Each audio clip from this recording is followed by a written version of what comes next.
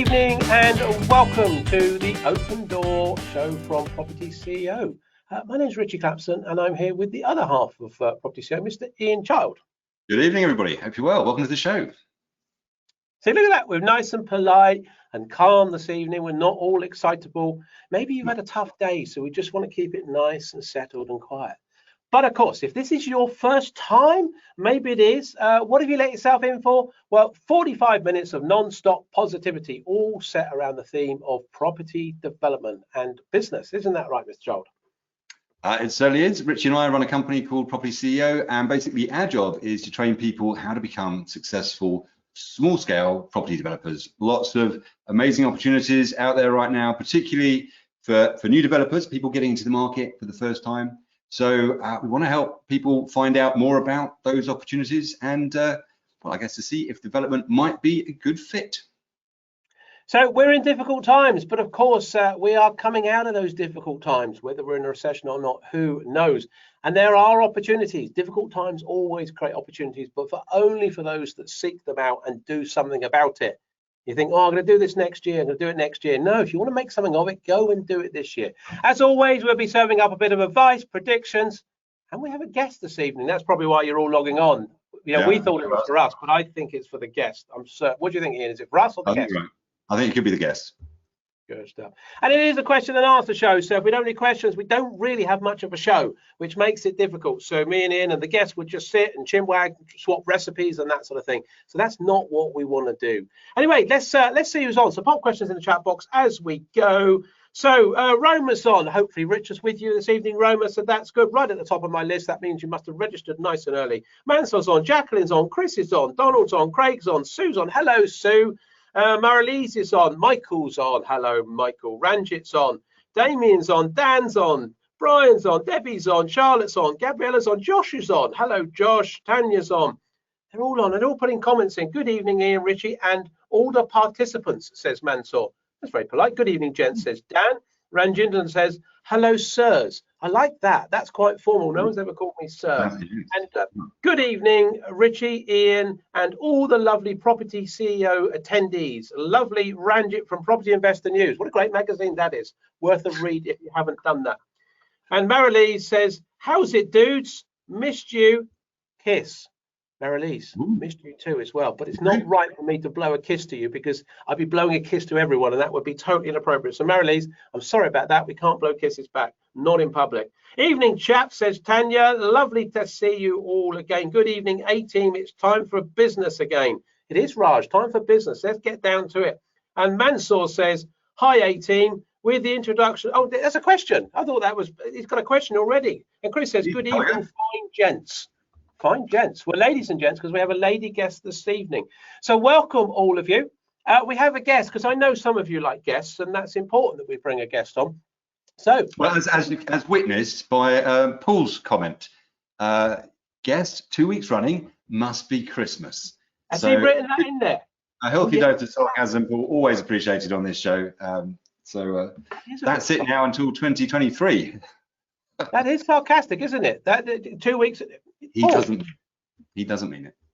He does. I can tell. He does. Anyway, tonight we have our very own. Well, she's not really our own, but we call her our own. Our very own Jan Beldon, who's on this evening. Okay, she is a qualified business coach and mentor, and she's got quite a few years. Some said 30 years experience. I don't think it when I look at her. She looks a lot younger than that. And she's been in finance leadership. She's worked for some great people in her time. She's had some terrific bosses that she's worked with. And I think she's probably going to tell you that's been the most enjoyable part of her career, but we'll let her tell you that. She works for us here. She does her own stuff, but we're very fortunate to have Jan as part of our team. She's part of our coaching team, so she helps mentees. And some of your mentees on this evening will know Jan and will have spoken to her. And she helps those mentees on their business journey. So let's see if Jan's going to be with us. Make sure she is with us, actually. So Jan, are you there this evening? Are you willing to come and share some time? Yes, I am. Excellent. Could you turn your camera on for us, Jan? Yes. Oh, it's gone. Oh, apparently the organizer has stopped sharing my webcam. Try it with that. Yeah, there you go. Try it again. Thank you. There we go. Hey! Who's the organizer, Richie? Good start. I'm controlling all the buttons. Don't worry about it. So, Jan, welcome to the show. Paul's very happy that we have another guest on, so I'm sure he's going to be very happy that it's our very own Jan Beldon. So, Jan, welcome. Do you want to tell us a little bit about yourself? Or not us, because we know about you, but tell the audience, our little family of CEOs here, a bit about yourself, those that don't know you, what you've done in your life, what you do in your life, and you know, what you're doing here this evening, really. Okay, welcome to everybody, and particularly to Paul, who thinks it's Christmas. So hopefully by Christmas we'll all be in much better situation than we are now, with lots of optimism about. But thank you, Richie and Ian, for that lovely introduction. Hello to everybody, and hopefully some of our future clients and mentees in the audience. So, as Richie has mentioned, once upon a time, many moons ago, I managed to persuade Richie that he didn't actually need a full-time accounts administrator that he was advertising for, but that a part-time qualified accountant would bring so much more value to his business, and he fell for it. So I ended up with a lovely part-time job, only a short walk from where I lived at the time. And, you know, as I established, I'd have a boss that I could definitely manage, shall we say, work with. We set about developing some financial systems for the business. It provided some nice, robust financial information to be able to improve the profitability of the company. And that went pretty well, didn't it, Richie? It did. We ended up selling it out for a 7-figure sum. So it was well worth putting up with Jan all that time. It was all thanks to me, of course, but in due course we both ended up working for the same PLC, and then after that we each moved on to pastures new. In my case, literally, I moved to Cornwall, where I live now. So over the years I've become an amateur dabbler in buy-to-let properties, and I've got a real passion for property for investment purposes as well. So Rich and I kept in touch. Last year, he approached me with an idea to get involved with propertyCEO and joining the coaching team. And now I work with the coachees on week 3 of the course, which covers business plans and looking at business structures, which are available to adopt for our budding property developers. So that's me. That's what I do now. I do a bit of coaching. I do a bit of finance work. And I live in a lovely part of the world which is remote, which is great at the moment. So what I'm going to do tonight is give you some quick tips to help you to understand different business structures to consider, and how to put together a business plan in a format which will be a really useful tool going forward. So 3 tips for each of those. So grab a pen and paper. Jan's going to give you 3 top business structure tips and 3 top business plan tips. So you might want to write these down. If afterwards they're rubbish, you can throw them away, but at least try and write them down. Jan, do you want to go for the first tip on business structure? What's the first tip for everyone? Yes, I do. Here's tip number 1 on business structures. So if you're new to this, some of the terminology might be a little bit confusing for you. So you may have heard the term that a business as a limited company is a separate legal person. So how can a business be a person? That's all very confusing if you're not familiar with that. But what that means is, in law, a limited company has a separate legal existence or personality in law. So it can be a real advantage to have a separate legal entity to run your business through for a number of reasons. And that's as opposed to being a sole trader where everything you do is under your own name. And I know a lot of people have buy-to-lets in their own names, or in a partnership with 1 or more other people. So if you run everything as a sole trader, all your profits are taxable as personal income tax. But if you set up a company, it becomes a separate legal person and therefore a separate entity. So it contracts with clients and suppliers in its own right, not you, and therefore it incurs its own liabilities and assets. So that's tip 1, get your head around it being a separate legal person. Cool. Okay, separate legal person as a company. What's number 2 then, Jan? Number 2 is, well, many of the mentees come to me after the course about the business structures because there's a lot of information in there. And they say, Jan, I've got a bit of a brain fog about business structures. and I don't really see my way through the fog. So one of the things that I've found has really helped people with this is to draw out your vision of your business as an organisation chart. So you put your holding company at the top, that's your parent, and the other subsidiary companies underneath. So if you think about it like an inverted family tree, so you've got your parent at the top and the subsidiaries or the children underneath, they're all sister companies to each other. So usually once I've explained that and I said, you know, project into the future and look at your vision and how you think your business is going to work, and then just draw it out. Once they've drawn it out in the little plan, they go, yeah, okay, got it, thanks. Good stuff, I like it. Okay, third and final tip on business structure then. Okay, so business structures, one of the important considerations around business structures is if you think about your limited company, or say you've got a group of companies, imagine a boundary around your business. So any transactions that business makes that cross that boundary line, they're going to trigger a taxable event of some kind. So whether it's sales or purchasing or contracting or paying staff or whatever it is, there's probably some way the HMRC are going to get their nose in there and have a piece of the action. However, if you have one boundary around the whole structure, say your group parent company and lots of limited companies underneath that we call SPVs, which we might talk about a bit later, you'll reduce the number of taxable events, the number of opportunities that taxman has to come in and take a piece of the pie. So the big tip here is before you form a company or a group, talk to your tax accountant about your plans, even before you set it up. So then you can optimize the business structure and make sure that you minimize your tax. Okay, so that's tip 3. Like it. I like the boundary concept. I think people can get their heads around that. Okay, moving on to business plan then. If you're going to give us 3 top tips around business plan, what's your first one to kick off with?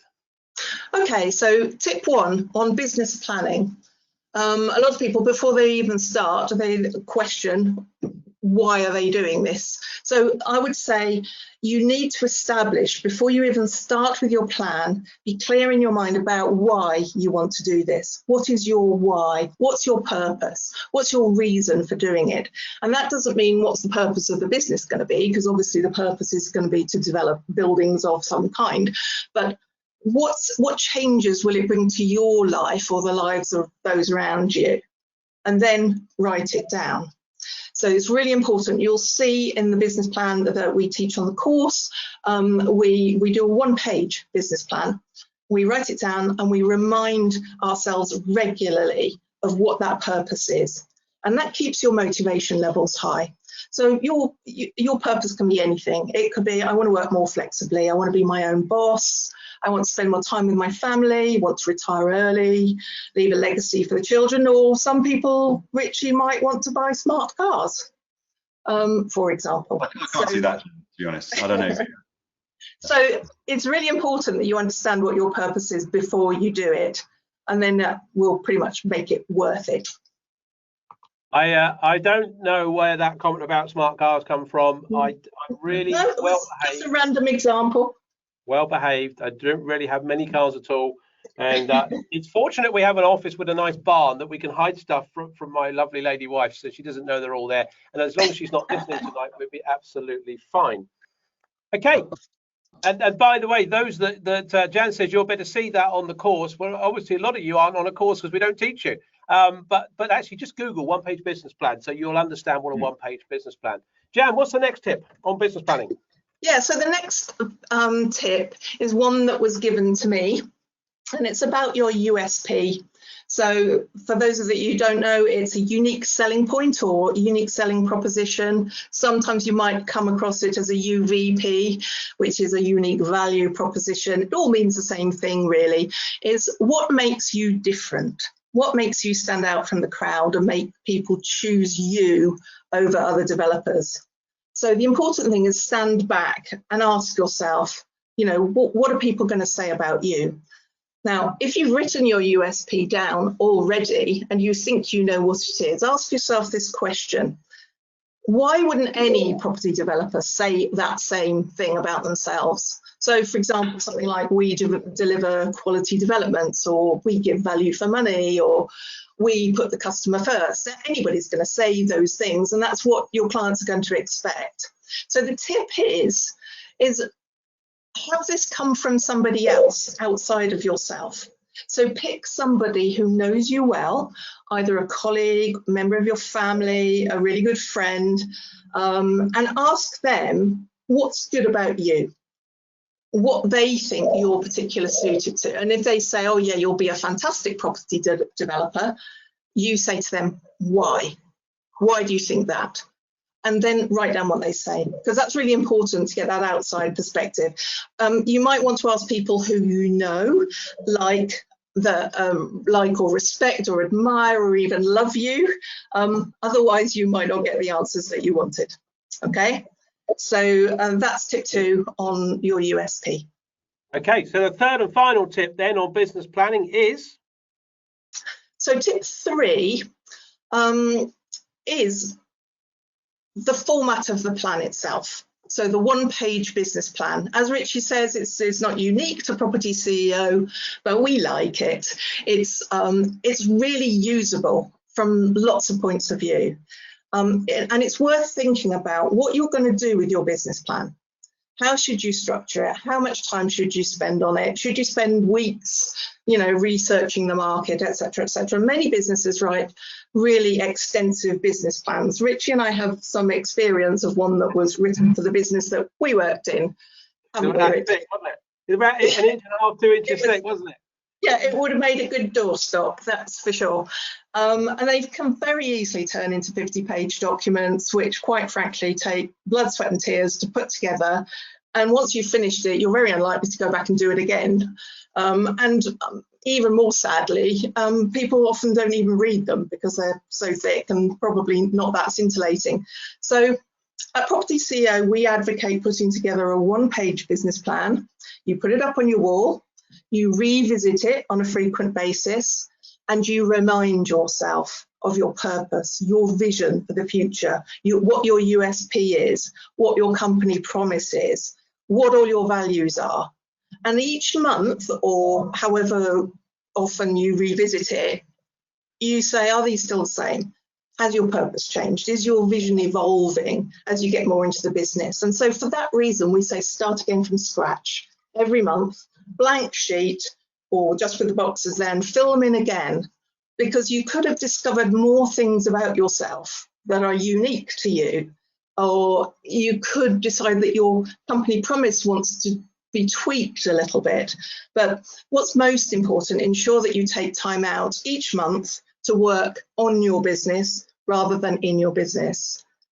That's tip 3. Brilliant. I think that's good. I remember that business plan, and it was written by a very great friend of mine who was my business partner at the time, a guy called Stuart. Lovely guy, all the time in the world for him, but he came up with this business plan which was huge. And I have to say, I didn't read it all. I did read very little. My attention span is not that great.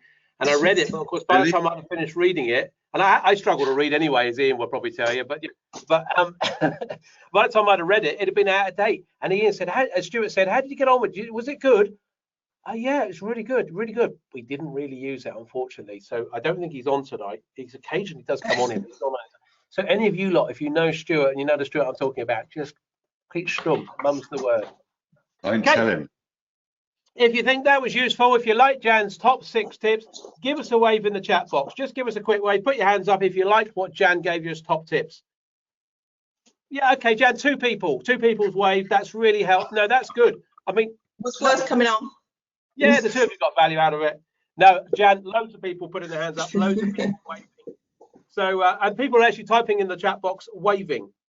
Fantastic, Jan, thank you, says Dan. All right, Dan, there's no point going over the top. You could have just waved. That's all you could have done. You don't have to put fantastic. So, have we got, Mark Hollis says, made notes and everything, Jan. I think that's a smiling face. Thanks, exclamation mark. So, Jan, they're very appreciative. So, guys, put questions in the chat box. Anything you want to ask Jan about company structure, business plan, She is a superbly qualified lady in what she does. I had the great pleasure, as Jan has said, kindly referred to, I'd completely forgotten, working with her for a number of years. So yeah, anything in the chat box would be good. Ian, have we got some questions to start off with? Yeah, one just in from Stuart, who asks, what do you mean you didn't read it? Hi, Stuart. No, I'm joking. I read I tell you what, Ian, that's quite funny for you, because you're not normally that humorous, but you're laughing at that one yourself. Yeah, I've been reading a book on it. Yeah. No, I've actually got a real one here from Josh, who asks, Jan, I have never written a business plan to date. This is all new to me. Do you think this is required, even if I'm just doing small scale development? What do you think to that? Okay, well, Josh, based on what you've just heard, I think we might have answered that question already, but the answer is, oh yes, absolutely. It's really important to write down your plan for your business. And research has shown that actually you're 42% more likely to achieve your plan if you write it down. And there's really compelling reasons why you should also write it by hand. It's because it's been proven that the intention behind the plan registers with your subconscious better. That then becomes part of your psyche, and in a way it becomes part of who you are.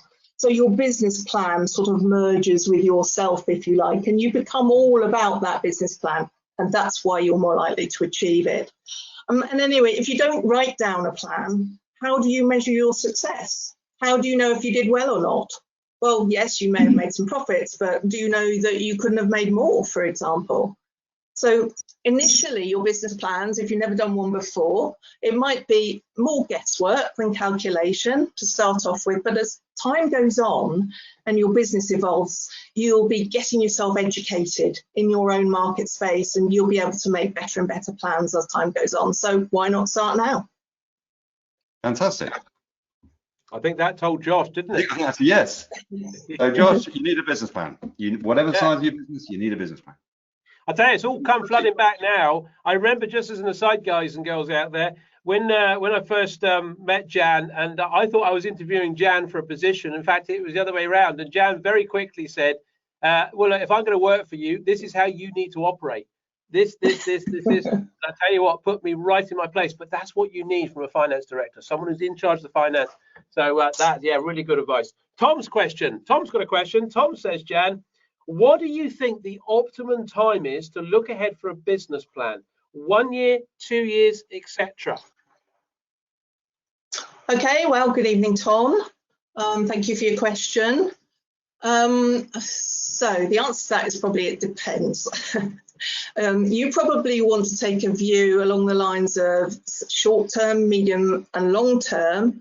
The actual number of years here will depend on you a bit, your business plans, your life plan.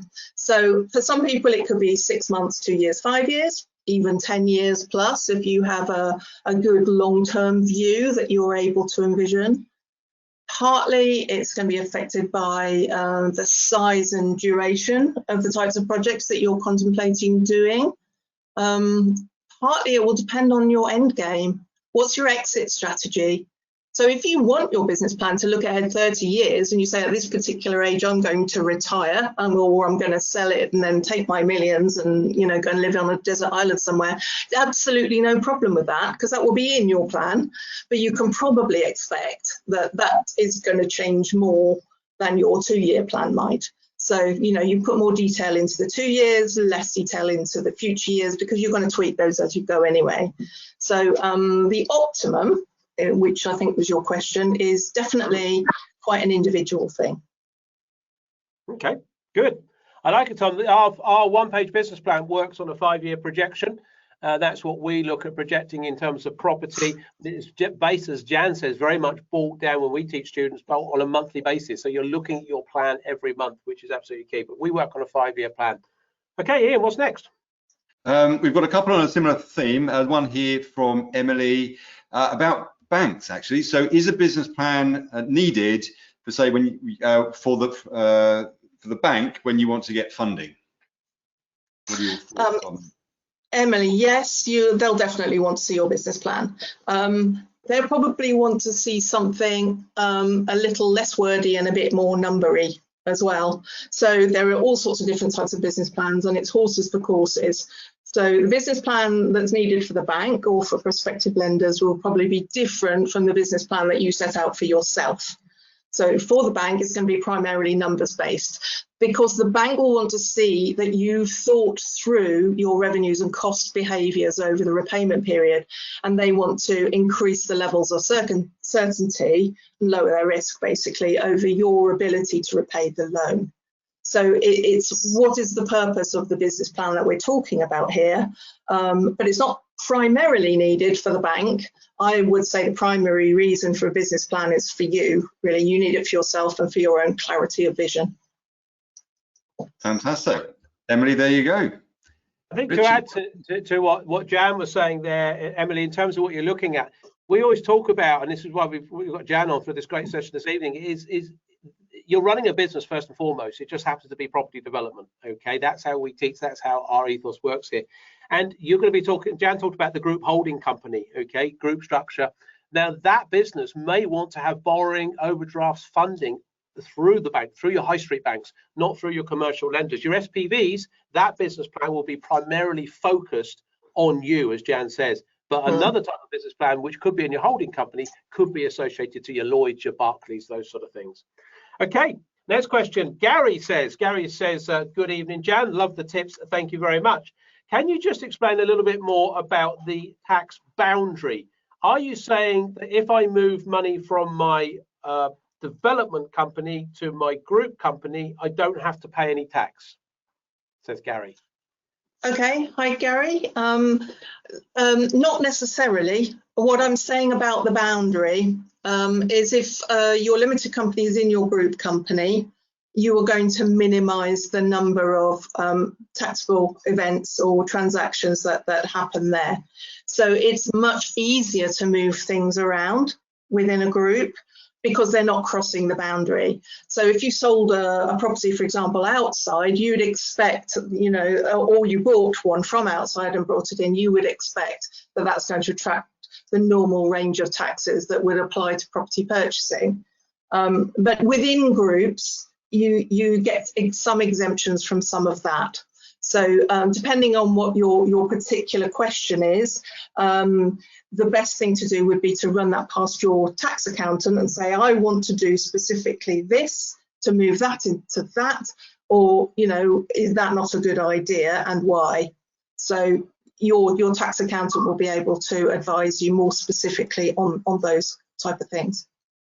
There you go, Gary. I suppose we ought to put a pre-qualification on that we're not giving tax advice this evening, and so you should go to your own accountant, your tax advisor, for any specific details that are related to you. And we take no responsibility for anything that anyone says on the entire show for this evening and any future show going forward from here on. Ian, what's the next question?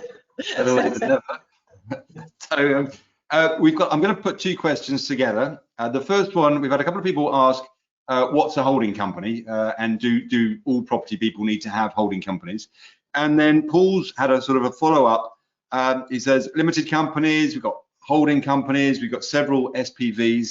Isn't that a huge amount of admin time and expense? So perhaps maybe what's a holding company, and what are the benefits of that kind of structure? Why is it worth all the effort? It sometimes seems like that, I think, from the outside, but in terms of effort, I think it's not that much. It's certainly not very, very expensive.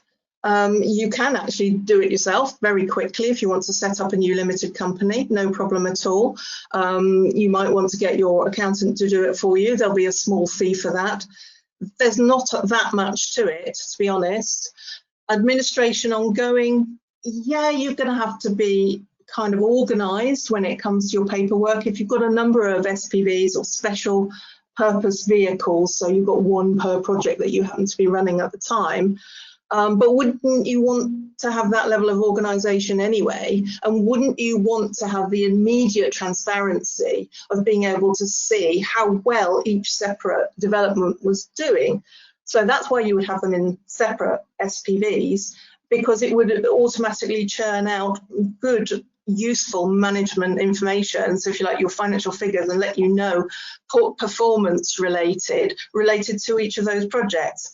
that will in turn give you the ability to do something to make it better if it's not going well, or learn lessons, or whatever. Whereas if it's all just sort of shoved into the same pot, you then need to start investing in more sophisticated accounting systems, which then we're talking about thousands. There's a great deal of cost just because you've got one company. So as far as I'm concerned, it's a no-brainer. You're much better off to set up a separate SPV for each one, and then you can run them each one along much more simple lines. And if they're in the same group, then you can take advantage of all the group reporting exemptions that there are there with HMRC. So you just say, yeah, this company is part of a group, and you'll need your accountant to come and, you know, consolidate all the figures together and put together one set of group figures. But I think it's certainly worth it. Fantastic. And worth saying, Paul, as well, I think that your commercial lenders, if you've got commercial lenders on projects, they are likely to insist that you have a fresh out-of-the-box SPV for every project that you do. Yeah. But then all of that, all of the profits and income from your individual companies can then roll up to your holding company and be distributed from there, rather than being distributed out of the SPV when you close it. You've got far more options, flexibility, and tax efficiencies doing that way, as I'm sure your accountant will testify. Fantastic, Jan, thank you. Okay. Yeah, I mean, I think Ian's point there, you will not get commercial funding if you're all lumped in together. You have to have individual SPVs, and it's about risk mitigation. One company goes down, development has got risk. One company goes down, it doesn't affect the whole group, okay, or every other business you're doing. Absolutely key. Paul says, very useful, thank you. Okay, Damien's question. Damien says, might it not be better to keep companies separate given the increase in corporation tax announced in the budget, i.e. group company profits together could cause a bigger tax bill than if they were non-group companies? How? I don't think so. I think you know, if they're all within the group, yes, the rates are going to go up, but that, you know, that's across the board. We all know the companies are going to be made to pay for the COVID pandemic and the effect of it on the economy. I think you're more likely to have advantages within a group when it comes to the tax, because you can offset costs and losses in one company against another one, because they're in the same group. So you can actually reduce your tax bill overall if you've taken losses. You've got permissions to roll other losses from different group companies over, and they can basically share it and overall reduce your tax bill. I can't think of an instance at all where you'd pay more, to be honest. A tax accountant might know, but it would be exceptional. I think the other thing you might look at here is to depend on the individual SVPs that you set up, Damien, is that some instances you might have a joint venture partner. You might be looking at that individual SPV and looking at declaring profits in that, extracting some money out and then taking some money up to group, which again, as Jan says, you can offset against costs. So there are lots of ways you can do it. So you are still looking individually. You're not necessarily going to throw all your profit straight up there and declare it as profit and extract it out of the business. You might be putting it in the business and putting it elsewhere. So I think it's sort of when you come out the boundary, as Jan says, that's when you start to get issues. But you can move it around. It's not profit if you just invested it and put it into someone else. It becomes part of a cost. So it's all about moving money around and covering the boundaries. Okay, Damien, there you go. Ian, what's next? Let's get a few more in.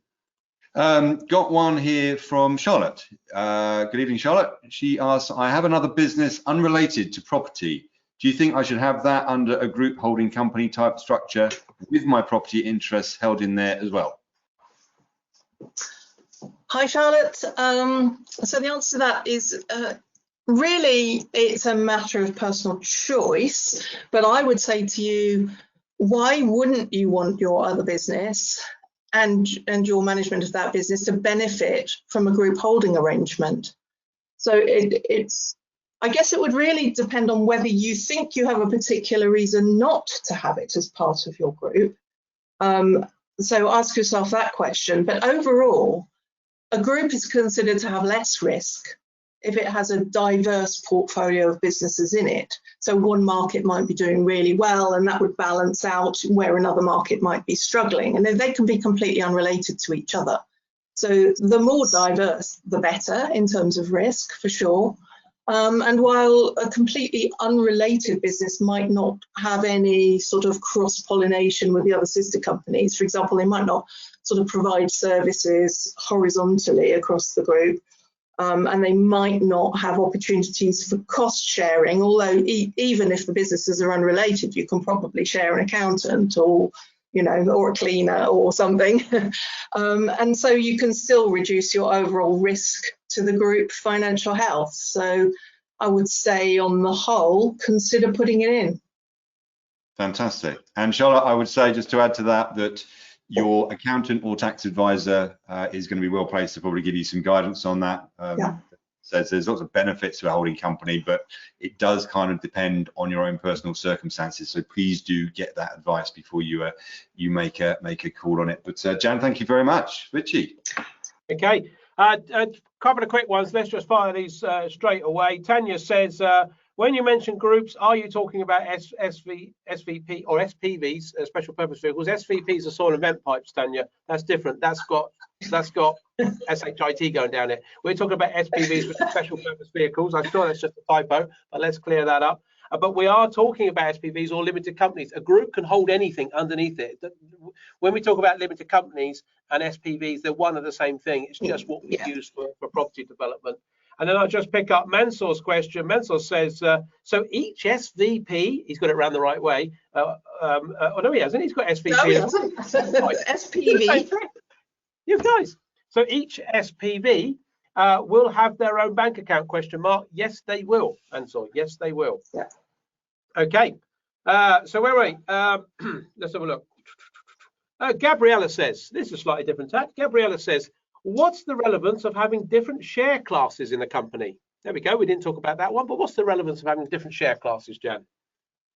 Okay, so your shareholders are the people who are effectively the owners of business, and you may or may not want to divide up any distributable profits in your business in different ways.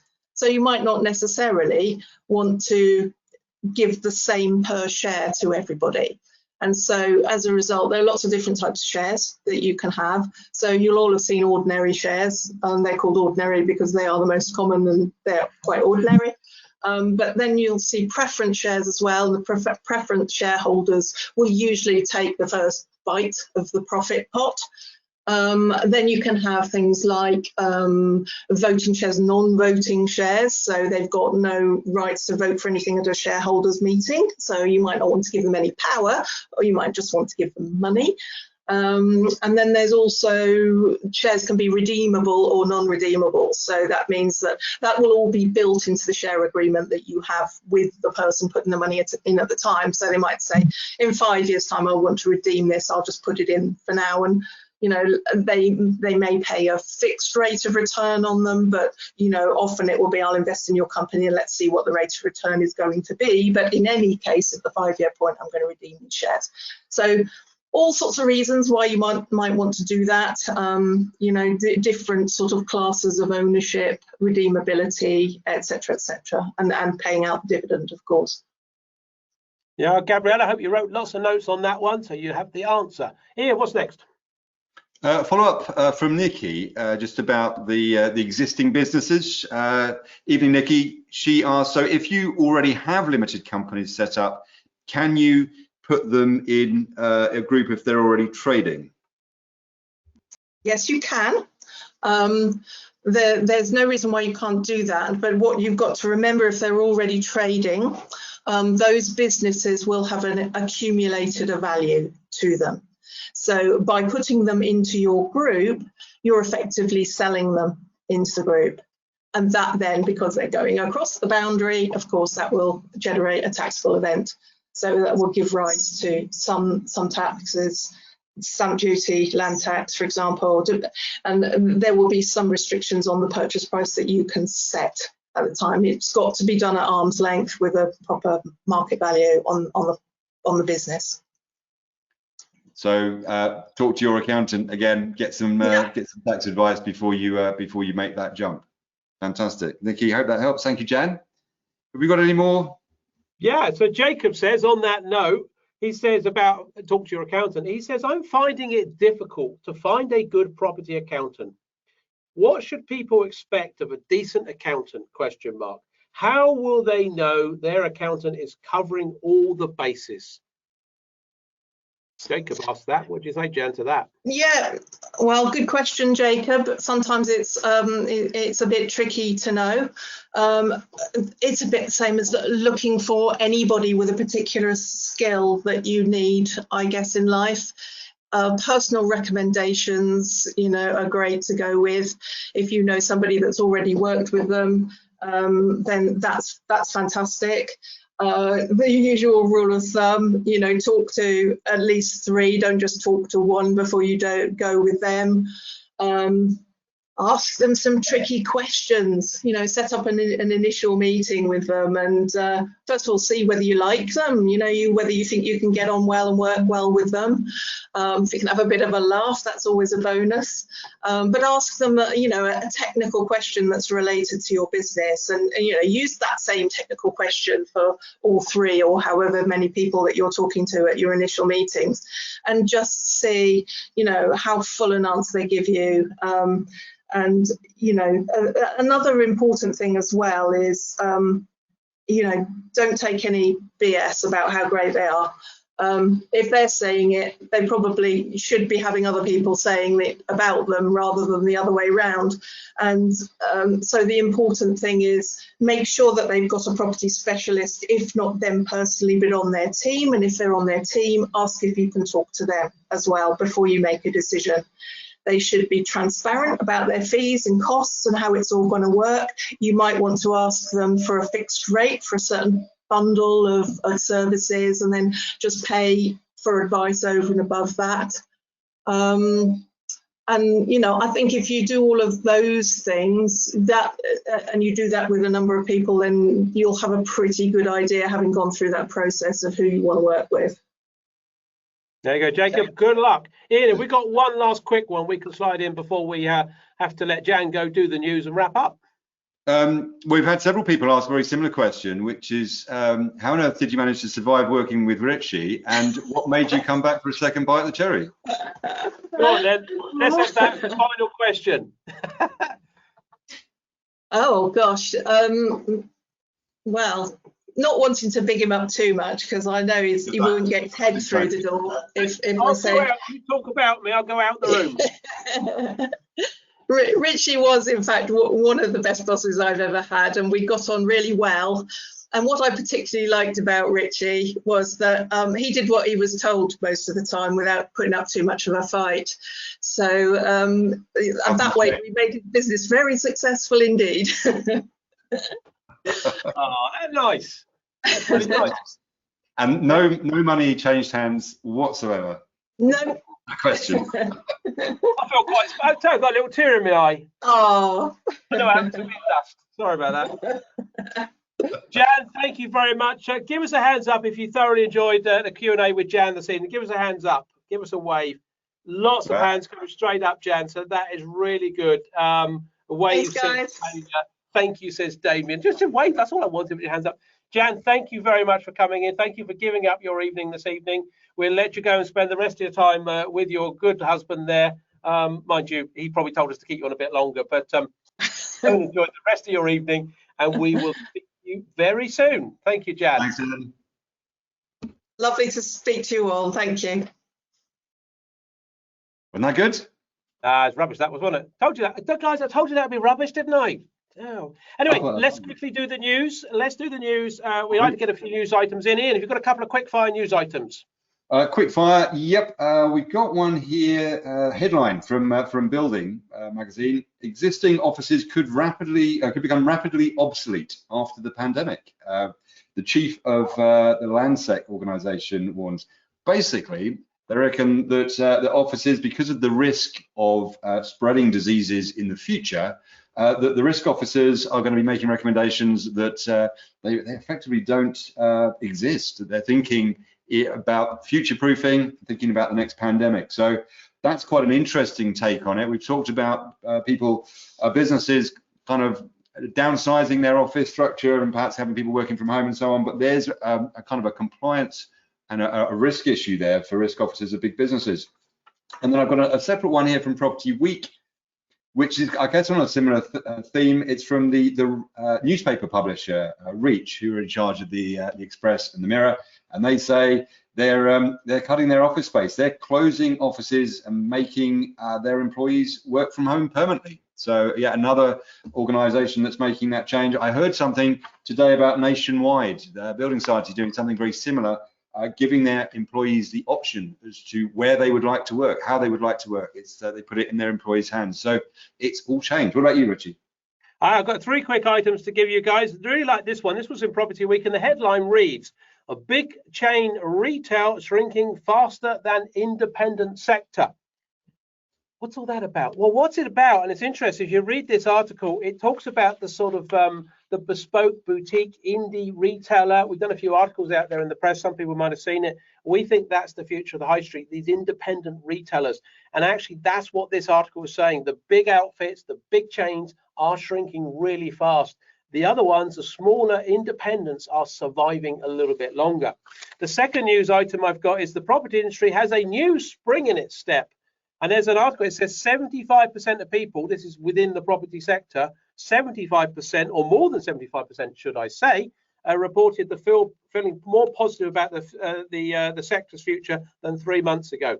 Not surprising in a way. 3 months ago, where were we? Just getting into a lockdown. Now we're coming out of a lockdown.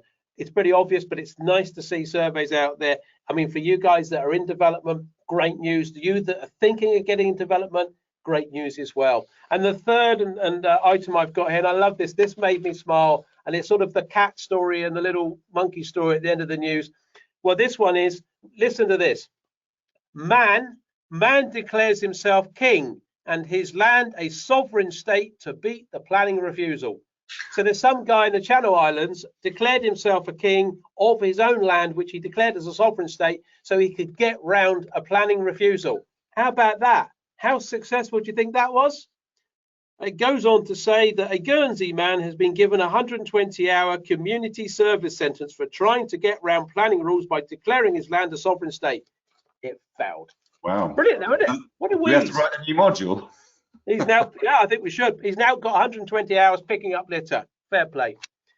Guys, that's the end of the show. We've run over a little bit. I have some bad news, unfortunately, or it's good news, whichever way you want to take it. We're going to run the Open Door Show in several seasons this month, and that means we will have April off. We deserve a bit of time off. We come here every Thursday to spend time with you, and I know you do the same. But we want to let you have a Thursday evening in April to go and spend time with your family and loved ones, okay? And we're going to do the same with our family. We think they're the loved ones as well, but we'll find out when we get back there. So we're going to take April off. So what you're going to have to do is you're going to have to pull up with your families, a bit of TV, and we will be back on the 6th of May. Put it in your diaries, guys. We'll give you an announcement. We'll write to you all as we normally do. The team will. Thursday, the 6th of May at 7 o'clock, and we have a commercial agent going to give us an update of everything that's going on in the market as the commercial agent sees it. Please pop in the chat box if you've enjoyed tonight's show as we wrap up. That would be very good. If anyone is out there interested in getting into property, then we are running a couple of free training sessions, a little dip your toe in the water. Just go on to propertyceo.co.uk/roadmap. So that's /roadmap. And you can book a free half-day session. Come and spend it with myself and Ian. You will not be disappointed. Well, you might be, but I'm assuming you won't. Anything else to say before we sign off for this season, Ian? Have you enjoyed it? I've absolutely loved it. It's fantastic. I'm looking forward. I mean, there'll be a few Easter eggs, I'm sure, going south between now and when we next meet. But have a wonderful April, wonderful Easter. I look forward to seeing you on the 6th of May.